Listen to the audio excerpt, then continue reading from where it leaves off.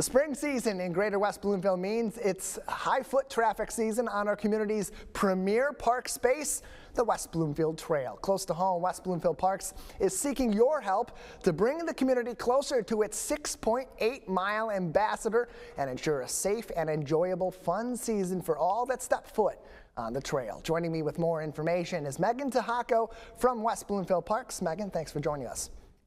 Good morning, Tyler. Thanks for having me. Glad to have you on to talk about the Trail Ambassador program. There's so much that people can experience out on the West Bloomfield Trail. It's one of the few things in Greater West Bloomfield that does impact all 4 of the Greater West Bloomfield communities. Tell us about the Trail Ambassador program. What are the basics people should know? Sure. So the goal for us with the Trail Ambassador program is just to have some extra eyes, some extra ears out on the trail. We want to make sure that we have some resources out there, some friendly faces for our residents where they can share information, answer questions, and then certainly report back if they see any issues or if there's anything that we need to address. So we're really looking forward to launch this program and just have that the ambassadors be an extension of our staff. And we know so many people are passionate about their parks here in Greater West Bloomfield, and there is so much to cover. There's almost 7 miles of that trail space that spans throughout all 4 of the Greater West Bloomfield communities and a little bit beyond. So how much of a help really will volunteers play in addition to what West Bloomfield Parks organizationally already has to oversee the trail during the busiest season of its year? Yeah, absolutely. I mean, it is a very large trail. It's really a gem of the community, but it can be hard to manage all those spaces. We certainly rely on our regular trail users, and so this is kind of just a more formal way to get those people more involved with us, get them some training, make sure they have the tools that they need to be a good ambassador out on the trail. So we're really hoping that we can get a good group of volunteers for our initial year here and then just continue to grow it as we go. And what is West Bloomfield Parks looking for in a trail ambassador? What are some of those key traits that may make someone perfect for this volunteer position? I think the most important trait would just be a friendly personality, somebody that likes people, somebody that wants to be out talking to people, wants to share stories, wants to engage, is really friendly and welcoming. We're not looking for somebody to be out there to be a rule enforcer per se. We really want somebody just to engage with our residents, certainly share information and answer questions, but somebody who's just really friendly and welcoming. That's going to be the most important trait. Now, if someone may not have the time commitment to necessarily go through the training, become a formal park ambassador for the trail this particular season, what are some of those safety concerns or hazards that maybe they could be looking out for regardless as they frequent the trail and help your team address? Yeah, certainly. So the trail is beautiful. It's covered, there's woods on either side and a lot of spaces. So sometimes when we have some of those summer storms, there might be some branches that come down, and we really do rely on our trail users to let us know if there's any type of hazard out on the trail or anything that just needs to be cleaned up. So certainly that's one way that you can help us out. And then if you're walking your dog out on the trail, just making sure that you're cleaning up after your pet. We always use the mantra, leave no trace. So if you are out there and you see any garbage, if you just feel inspired to help us out and pick up and keep it clean for everybody, I mean, a little bit of effort really does go a long way to keep the trail looking beautiful for all of our users.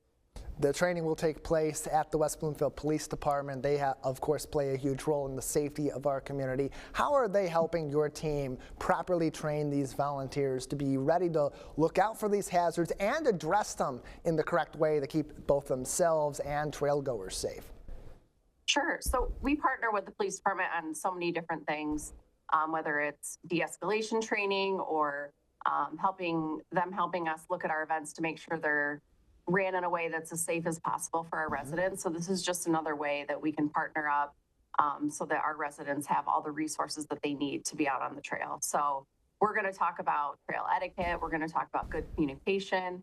And then the police department, they're going to cover some really basic kind of first aid skills, what to do if, they find a dog off leash with its owner.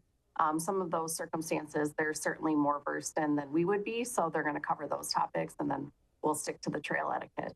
Meagan Tehako is with us from West Bloomfield Parks as they are set to begin their Trail Ambassador program in 2026, seeking volunteers like you to man the trail all throughout the spring and summer season, keep it safe and keep it fun for everybody all across those 6.8 miles. And Megan, we talked about that distance, that span of the trail being a big part for the need of these volunteers, but taking it back to the origin of this program, what really did spark the need to have some extra eyes and ears out and about during these seasons? Yeah, I mean, as the popularity of the trail just continues to grow, we certainly get more calls from residents of maybe certain issues they're seeing out on the trail. And we want to do our best as WB Parks to address those issues. So it could be everything from bikers going too fast. You know, e-bikes have gotten really popular. So that's one issue we see. Certainly pet owners maybe not cleaning up after their pets. And sometimes walkers, maybe they take up, if they're walking in a large group, they might walk, 5 or 6 people across, and then it ends up blocking the trail. So bikers or runners aren't able to pass them easily. So just some of those kind of friendly reminders we do get calls and complaints about. And so this is just another way that we can try to address those and hopefully encourage everyone to share the trail and be good trail stewards. Yeah, you mentioned a little bit of the trail etiquette that you're hoping more people will engage in this season, especially with the onset of more e-bikes and other devices that make that trail experience a little bit easier to see the breadth of that trail. But in terms of the trail ambassadors, how will they play a role in not only maintaining that trail etiquette, but teaching it too? Because you want people to enjoy it, you want people to have their fun. You don't want to stop them and act like this is an enforcement, they're doing something wrong. How does education play into their role this summer? Yeah, I think even if they're not necessarily educating while they're out on the trail, reporting that information back to us will help us determine what type of educational campaigns we need to launch as an organization, right?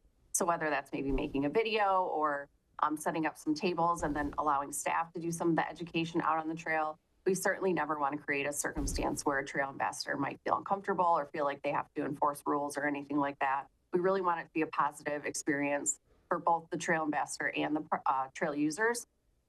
But just having those eyes and ears and being able to report back some of the more common issues. And if there's certain areas where those issues are more prevalent than other areas, since it is such a large trail, all of that data and information is really going to be invaluable for us.